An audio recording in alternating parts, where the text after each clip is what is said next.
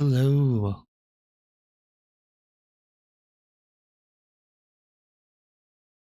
I'm going to give everyone just a few more minutes, then we'll start recording.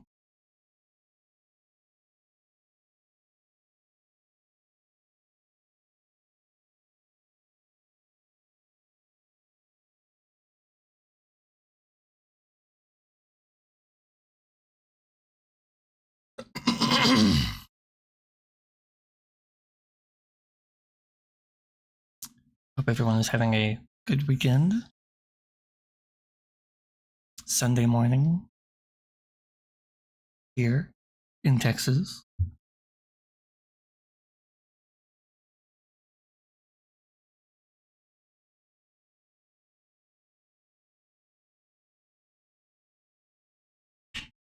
Got chat going on one side.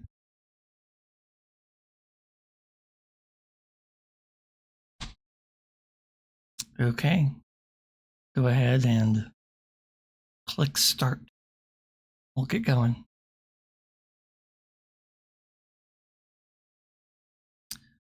Hello, and welcome to another fantastic episode of Taoism Lessons with me, Patrick, presented by the Taoist Online. The Taoist Online is a medium.com publication where we publish stories about, of course, Taoism, but also philosophy, other religions, spirituality, mindfulness, everything under the sun that has to do with your spirit and your well-being. So if you'd like to give our articles a read, you can find us at thedaoist.online. If you want to find out more about the organization, you can go to thedaoistonline.org. As every week, we are working through an amazing book called 365 Tao Daily Meditations by Deng Ming-Dao. The book is divided up into 365 chapters, one chapter per day, which you can see on that side of your screen over there. You're supposed to read it one chapter per day, but that's a lot of streams for me with a family and a job. So what I do is every Sunday morning, I come online and we talk about as many chapters as I can get through, generally about 5 or 6. And then we'll read it together, and then we will discuss what's going on and see if I can open anyone's minds or just maybe share some light on the text. All right. So first, before we get into our first chapter of the day, just for those who may be new, Taoism is a 2,500-year-old philosophy/religion created in ancient China by a legendary founder named Lao Tzu, a wise librarian, as the legend goes. He was leaving the country, riding off into the countryside to spend his last couple of days of life, when he was stopped by a border guard who asked him to relay wisdom. So he wrote down 81 chapters, and it became the Tao Te Ching. This is my pocket-sized version by Stephen Mitchell.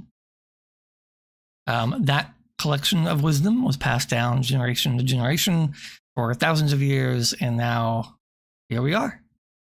So I'm going to try to relate it to you piece by piece, and maybe we'll figure things out together.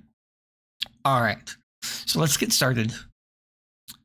The first chapter we're going to do today is called Ubiquity, and it is chapter 32. Tao is everywhere. It cannot be kept from the sincere. Tao originated in China and was an expression of that culture.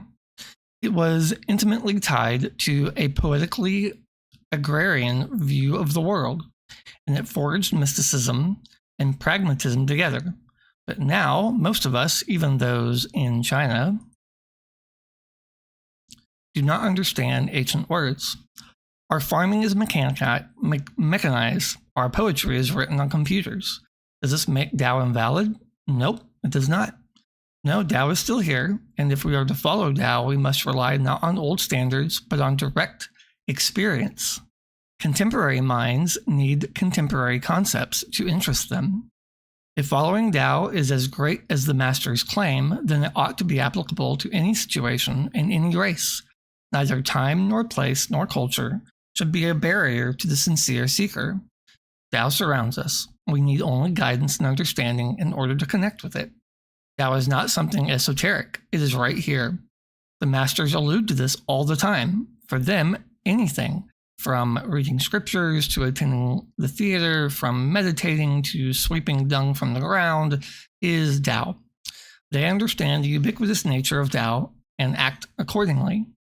If masters still know Tao in this world of jet planes and electronic communication, then we also can absorb the essential message of Tao. Those who succeed might never talk of it, and yet everything they do will be spontaneously in tandem with Tao. All right. So let's talk about this. I get asked fairly often if Tao is supposed to be everything, does that mean that I can do anything I want? Right? Like, if Tao is like all there is, then doesn't that mean I can go do terrible things to people? And like, is everything really Tao? And to that, I would say kind of. Is everything Tao? Yes. Can you do anything you want to? I mean, there's free will, like that's a thing. But let me put it to you this way. This is my favorite example. Let's say you're in a stream, you're in a boat going down the river, and you have two choices.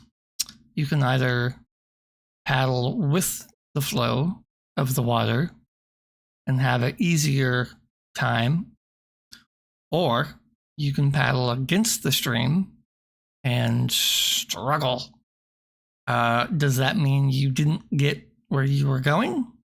No, you did, right? You're still in the river. You're still using the water. The water treats you as equally as a fish stream, swimming up the river.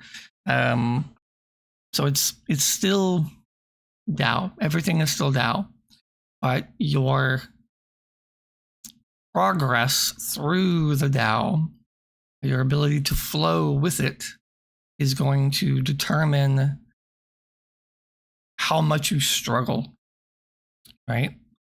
And they get to that here, where in this chapter, they don't want you to think of Tao as this kind of ancient, esoteric kind of thing that's being gatekept because of your culture or your religion or your daily life, or whether or not you have kids or a job in the modern age, right? I mean, obviously you read these chapters in the Tao Te Ching, and it's very different, right? I mean, they're coming from a very different place. This is at least 2,500-year-old wisdom. I mean, their nation and their government and their culture is very, very different than, especially a Western culture that I live in.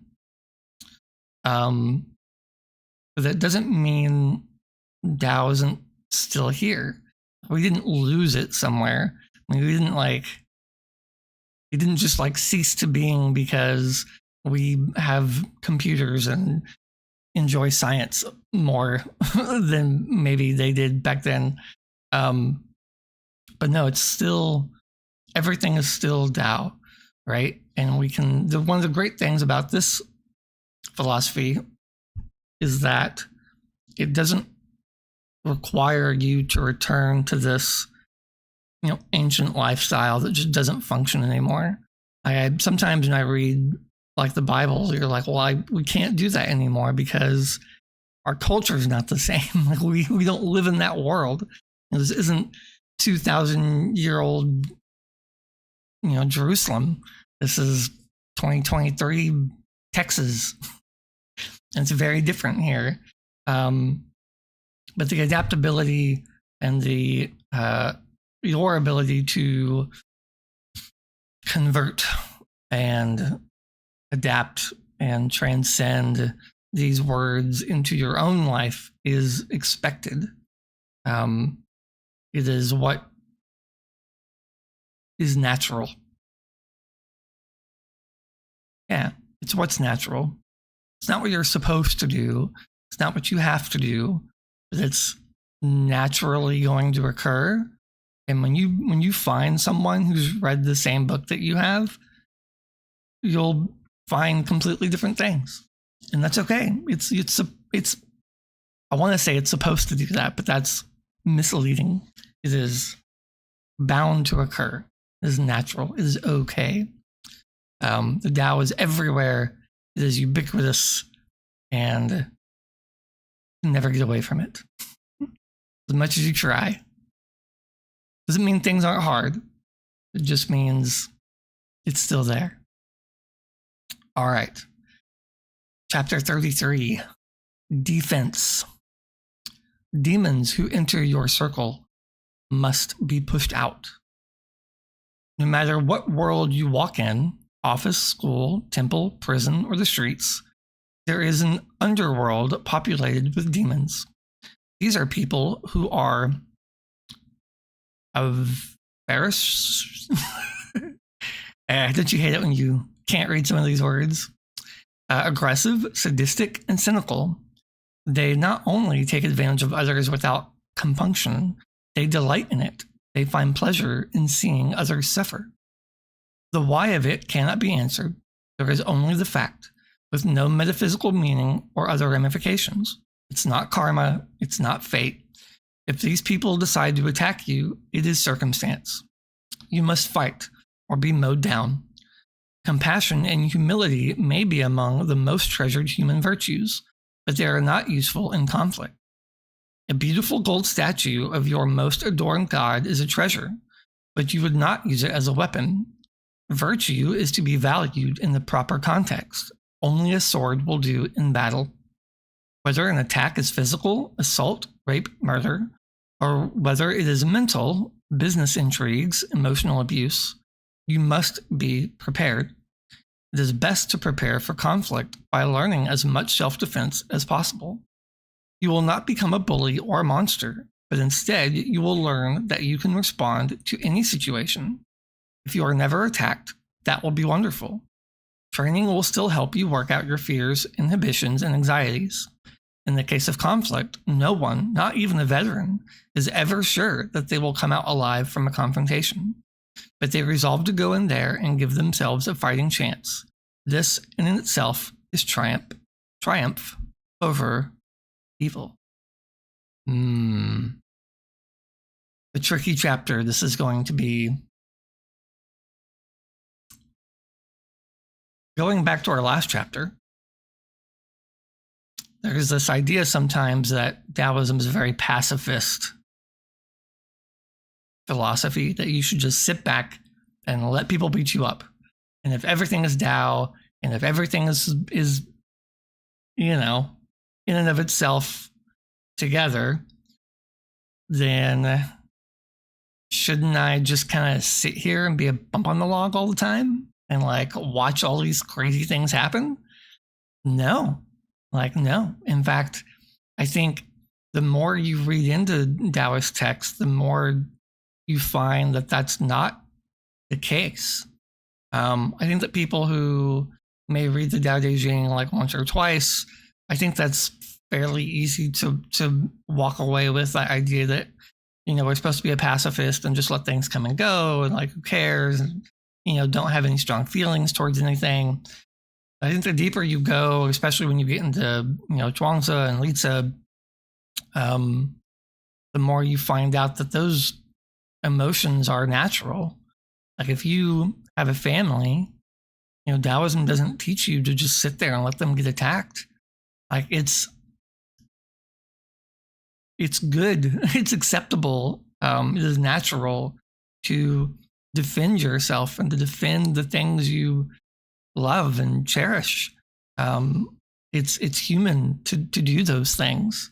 But that's, at the same time, that means that there are people who will come for you, probably, right? And it says here that, evil things, that when they happen to you, are circumstantial, right? It's not karma, it's not fate. Like, you didn't do anything wrong to deserve these bad things happening, right? Like that whole "what goes around comes around" saying, that is not a real thing. In fact, I would say that leads to a lot of confusion when you think about your spiritual life. And, if you believe in a all-powerful kind of being or a God, I'm sure it feels like you're being punished. Like, why would God allow this to happen to me? And the answer is because that's not how the universe works. I mean, if a star explodes and takes out the whole solar system full of planets, did those planets do something to deserve that star exploding? Like, no, the star just did what it did. It did because that's how it was set up, right? That's a circumstance. If I'm on a boat and a storm comes in and knocks my boat over and I drowned, did I do something to deserve that wind? Like, is the wind punishing me for being out on that boat? No, like, that doesn't make any sense. That's not logical. It's just what happened. And I think letting go of that really will help you understand the world around you, right? I think, that's what comes back to that concept of letting go, right? When you let go of these notions of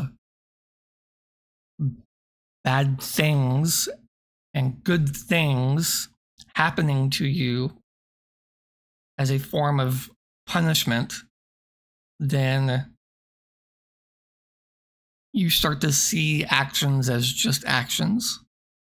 And I know even in this chapter, it uses the phrase good and evil, right? Virtuous and non-virtuous might be better explanations, but we live in a world full of words and full of ideas, and sometimes you have to use those ideas to explain other ideas. So try not to read too much. Don't get caught up on the good evil aspect of this chapter. Instead, focus on things that are painful are going to happen to you and to those who are around you, and it is natural to prepare yourself in a defensive posture, right? It is natural for my son to take karate and learn self-defense. That's not him becoming a bully or an attacking person, right? It's not going to train him to be violent. It is him preparing for the life that everybody knows is coming, right? And it's okay. It's okay to be defensive and to protect those things around you. All right. 34. Engagement. Prey passes the tiger, who sometimes merely looks, sometimes pounces without hesitation, but never fails to act. Life is a constant series of opportunities. If we don't reach out for things, if we don't take advantage of what comes our way, then we cannot be in harmony with the essential nature of life. The tiger is the same way. He confronts to every situation that comes. If he spots prey and is not ready to hunt, he will let it go. But he has not failed to act. He has knowingly let the prey escape. And this is much different from someone who loses a situation through slow reflexes or inability. When the tiger wants his prey, he pounces upon it without any thought or hesitation. There are no morals, no guilt, no psychological problems, no ideologies to interfere with the purity of his action. This undiminished grace in action is called non-action. This is engagement. Whatever comes to you, you must engage it somehow. You receive it. You may alter the circumstance and let it go. You may interject something of your own into it, or you may knowingly let it pass. Whatever you do, there is no need to be apathetic towards life. Instead, full participation in all things is the surest way to happiness, vitality, success, and a deep knowledge of Tao. So, engagement. It goes back to, again, I'm just going to wrap all these things into each other as we go, because they're all meant to be, they're all kind of touching on the same thing today. And that is action, like your actions. In Taoism, there's this great concept called Wu Wei, Chinese words. Wu Wei can be translated loosely into a couple of different ways. Non-action. I like the translation of effortless action, right? It doesn't mean you did nothing. It means that you chose to do an action effortlessly. You didn't overanalyze it. You didn't worry about it. You didn't freak yourself out about it. You just saw the situation, it arose, and you did something, right? Whether that's sitting there and letting it pass, whether it's getting very involved and attacking your prey like this tiger did. They are both engagement, right? So just because you sat there, that's still a form of engagement. That's still action. That's still effortless action. And one of my favorite examples of Wu Wei is Michael Jordan, one of the greatest basketball players to have ever played. He got interviewed in the early 90s when he was just racking up world championships. And they asked him, how are you able to do these things? Like, you take all these game-winning shots and you're just so skilled when you're in the air. How do you do it? And he said, I don't know. He said, it just happens. It just flows effortlessly. A lot of athletes call it being in the zone, where they just are doing things. They're not even thinking about it. It's just naturally occurring. And they have trouble putting it into words. It's more of a feeling. It's a mindset. In fact, when you can hook up, I saw a YouTube video where they put these archers, these sharpshooters into, they put all these little diodes on their head and they monitored their brain waves. And, as they're standing there, their brain is active, right? All these waves. And then they line up that shot and you can watch their brain activity literally drop. And everything gets very quiet. Everything focuses. Certain parts of their brain get real quiet and certain parts of their brain get really active. And then when they release and they shoot, everything returns back to kind of how it was. And that engagement level, that pure moment of focus, that's Wu Wei, that's effortless action. Taoist masters believe that you can live your whole life that way, right? That you can be kind of in the Tao, have that mindset all the time, whether it's washing dishes, whether it's sweeping floors, whether it's, working at your job or taking care of your kids or your family or whatever, right? Everything can be in this very engaged, keyword, in this engaged mindset, right? In fact, in the last chapter, it touched on that too. Here, I love this summary. Whatever comes to you, you must engage it somehow. You receive it. You may alter the circumstance and let it go. You may interject something of your own into it, or you may knowingly let it pass. Whatever you do, there is no need to be apathetic towards life, right? Like there's no reason to sit there and think, well, I'm just going to let everything happen to me, right? Like just come what may. Who cares?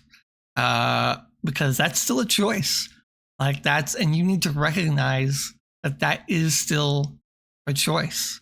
You're always free to do whatever. And that goes back to what we were talking about in the last chapter. Like you're not being punished for anything. Like this isn't like, why do bad things keep happening to me? Well, I mean, you're choosing to accept things and then just accept them. Like you're doing half the work, right? It is okay to push and to strive to be beyond your current circumstances. You don't deserve bad things and you don't deserve good things. It's just things. It's just your actions and the consequences and the circumstances that you find yourself in. Yeah. I know that can kind of rub people the wrong way sometimes, because it's easy to feel like I deserve this. And I've said it. I say it all the time. Try not to. You work really hard at work and you're like, man, I deserve this raise. Like I deserve this promotion. This company's making a ton of money. Like I deserve this. And you get really angry at it. It's very easy to be frustrated and just quit. But you have to just let that go. You have to just accept that circumstances are what they are. And to have that inner virtue is to do it anyway, to do what needs to get done and move on.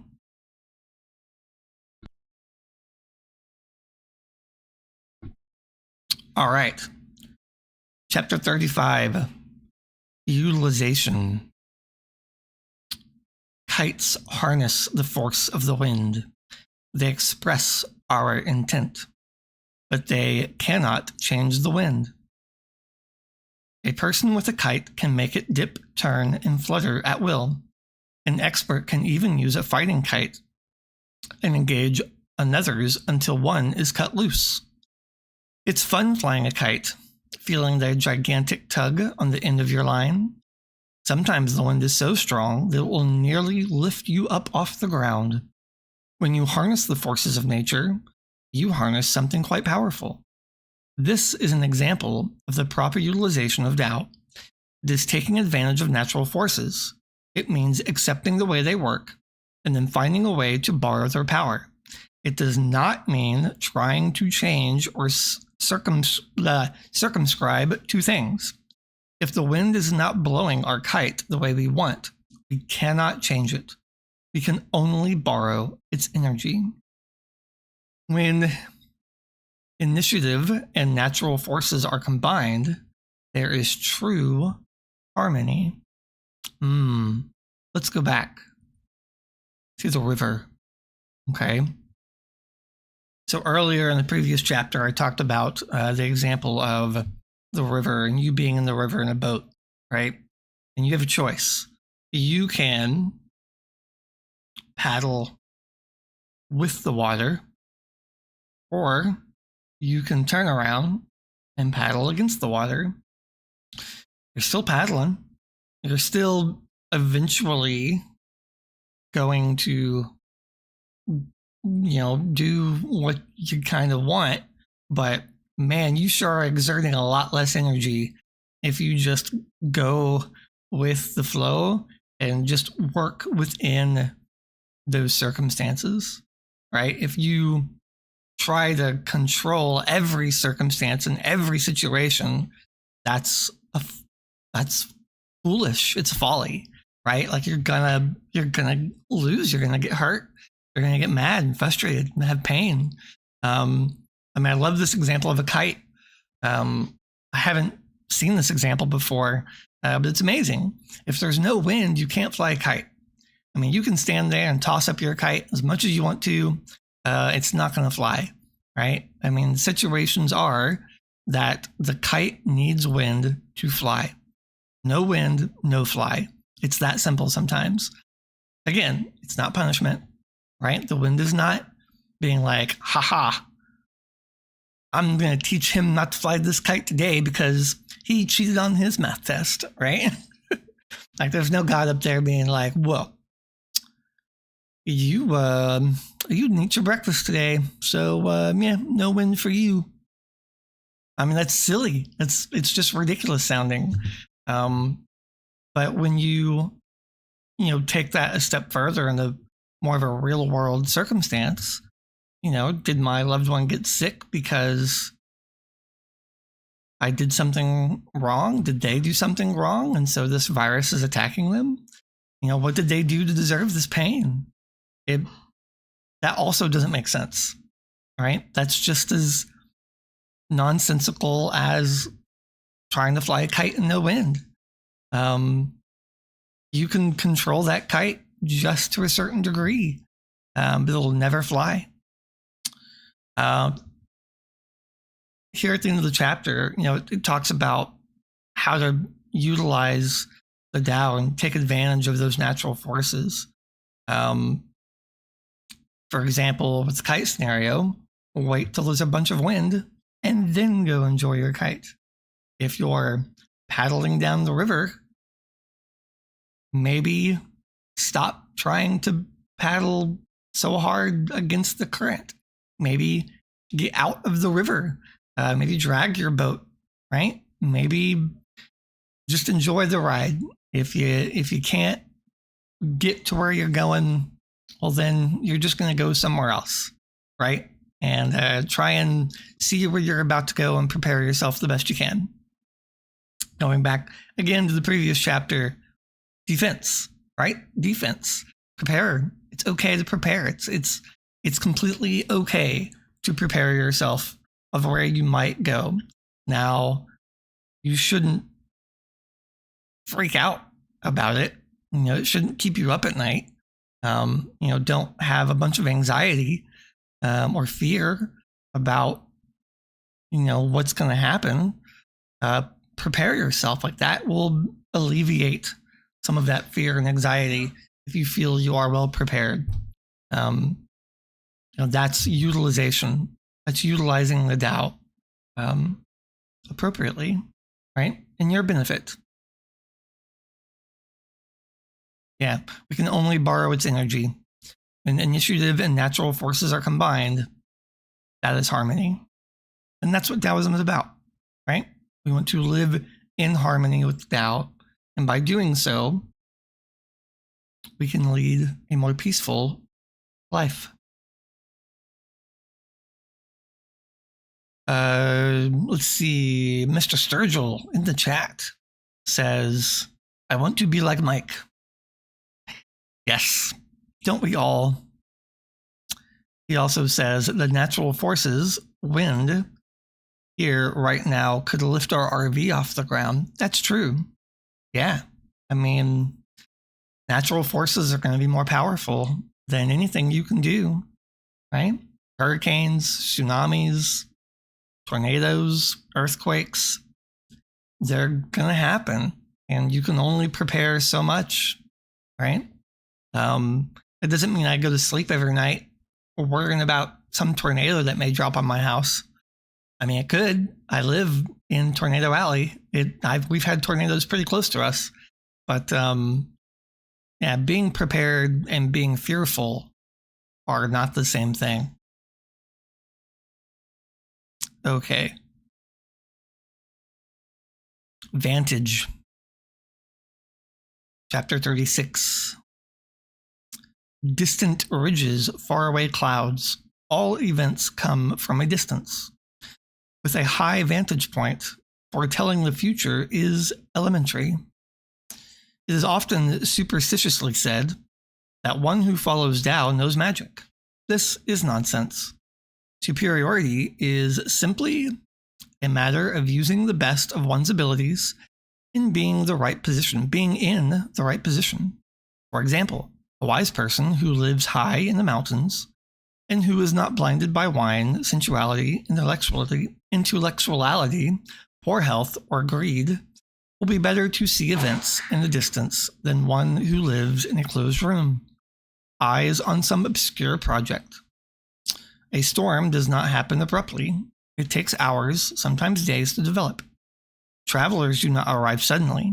They can be seen in the distance. Knowing things in advance is possible with a high vantage point.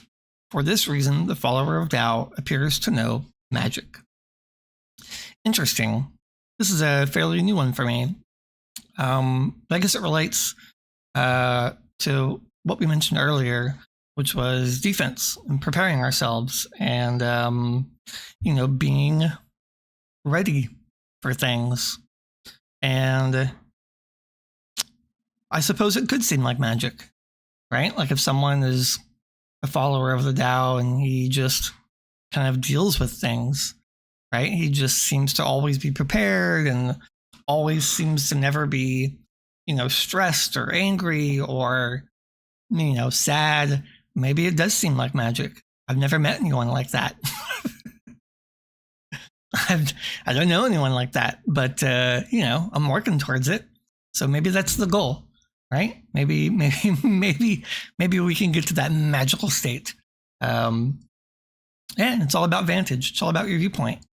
If you can prepare yourself, and if you can, by preparing yourself, I mean, if you can be ready to accept things as they come and let them go, then you don't waver, right? Then nothing rocks your boat. Yeah, I guess that does seem like magic if I knew a person like that. You can always kind of stay going, right? You always stay moving forward. Doesn't mean you don't get angry. You don't get sad. I suppose it just means you're able to kind of see things, right? You're able to foresee that, hey, things that are going to hurt me will come, and things that will hurt others will also come. And I can prepare myself emotionally. I can prepare myself physically, mentally. And when those things happen, I can take care of them. I can do what needs to be done and then move on. Let things go and go on to the next thing. Perspective. That's how I would say it, right? Instead of vantage, maybe we could restate it as perspective. Yeah. Comment in the chat says, with a high vantage point, foretelling the future is elementary. I would offer that we are best served when we are always aware of our surroundings. Pay attention. Exactly. Yeah. Be mindful of what's going on around you, right? Be able to see everything that's occurring, right? Don't be blind to certain things. I think a lot of times we have this notion where we kind of wake up and we're like, oh my gosh, this horrible thing just happened. Like, what's going on? And then, you look back and you're like, oh, probably could have seen that one coming. Well, why didn't you see that one coming? Well, maybe I wasn't really mindful of my surroundings. Maybe I wasn't paying attention to things I should have been. Being in the moment and living in the moment. And like, think of it like this. If you only have so much mental capacity to think about everything, right, at any given moment, if you focus enough on right now, all the time, right, then you're constantly looking at what might be happening, right? So it's not like I go to bed and I just think about the future and then forget about what happened today, right? No. I'm thinking about today, right? I'm thinking about and taking care of right now, because I know if I take care of right now, whatever comes, I will be better prepared. I will be able to handle this and deal with this situation better because I know that today I took care of everything the best it could be, right? Yeah. I'm going to have to think about that one. That's a good one. All right, 37. Discord. Not to be confused with the computer app. Discord. Sorry. Everyone, shout out to everyone in the Discord community. If you don't know, we have a Discord community. We'll try and remember to put the link to that. You can all join if you want to. All right. When birds fly too high, they sing out of tune. There are times when we feel out of harmony with our surroundings. Matters do not go our way, and we feel confused and disoriented. Sometimes these movements will last a day. Moments will last a day. Sometimes they may last for weeks. When we feel like this, we are not integrated with the Tao, or, as it is sometimes metaphorically said, Tao has flowed elsewhere. Being constantly in touch with Tao is an ideal. There will be times of misfortune and discord from external sources. We can also fall out of synchronization with the Tao through our own follies, as when we act without complete consideration. Whenever this happens, we are like the birds singing out of tune. We are mirrored in discord. If we keep our patience, we can usually ride out these times. We should take action and break the stagnation if an opportunity presents itself. Whether it is waiting or acting, we should always try to bring a situation back into balance so that we can rejoin Tao. Whenever we find ourselves linked again, we will feel relieved. We are back on track, back on target. We should learn from each other that we lose Tao. But we should learn from each time that we lose Tao. Sometimes this is enough to prevent reoccurrences, and sometimes it is enough to buoy our hopes through future lean times. Once we know the Tao, we will recognize it again and again. We will not lose faith, even in times of discord. Indeed. I love this chapter. Now that I think about it, I do. I love it because it reaffirms the notion that just because everything is Tao doesn't mean you can't act in disharmony. I know I mentioned it earlier today, but Taoism and Taoist teachings don't teach you that you can do anything you want right? Because it's all Tao, so I can go hurt people and I can go cause pain and suffering. That would not be in harmony with Tao. Where is it? Here it is. We can also fall out of synchronization with Tao through our own follies, as when we act without complete consideration. Whenever this happens, here it is, we are like the birds singing out of tune. We are mirrored in discord. Discord, by the way, is defined as disagreement between people, lack of agreement or harmony between things, lack of harmony between notes sounding together. Aha! A chord that is regarded as unpleasing or requiring. So take in music, right? You have dissonance in music. I could spend a whole hour talking about just musical theory. But some notes, when played together, sound happy. Some notes, when played together, sound sad. These sad notes, when you play them together, that is a dissonance, right? That makes them sound like they're fighting each other. It is unpleasant. That is what not flowing with the Tao feels like. It feels like unpleasantness. It feels like unacceptance. And yeah, you can choose that. You can choose to struggle. It's still your action, but when you synchronize your efforts with Tao, it is, as they say, it is enough to buoy our hopes through future lean times. Once we know Tao, we will recognize it again and again.